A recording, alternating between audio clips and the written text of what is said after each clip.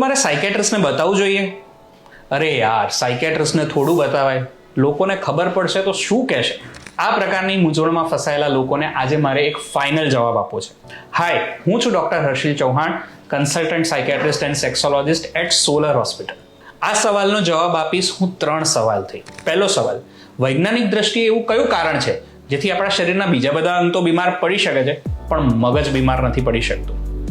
જો આ સવાલના જવાબમાં તમે અટક્યા હો તો એનો અર્થ એ છે કે સાયકેટ્રિસ્ટને બતાવવામાં કદાચ એટલો મોટો વાંધો પણ ન હોવો જોઈએ. બીજો સવાલ, દર 4 થી 5 વ્યક્તિએ એક વ્યક્તિને મેન્ટલ ઇલનેસ હોય છે. આવું હું નથી કહેતો, વર્લ્ડ લેવલ પર થયેલા જુદા જુદા રિસર્ચ કહે છે. તો પછી આ બધા લોકો જેને આપણે સો કોલ્ડ ગાંડા કહીએ છીએ એ ગયા ક્યાં? જવાબ એ છે કે એ લોકો ક્યાંય નથી ગયા. એ લોકો આપણી વચ્ચે જ છે, કારણ કે મેન્ટલ ઇલનેસથી પીડાતા મોટા ભાગના લોકો તમારા અને મારા જેવા જ દેખાય છે. ત્રીજો સવાલ, રાજેશ ખન્નાની આઇકોનિક ફિલ્મનો આઇકોનિક ડાયલોગ, બાબુ મોશાએ જિંદગી બડી હોની ચાહીએ, લંબી નહીં. We all believe live life king size.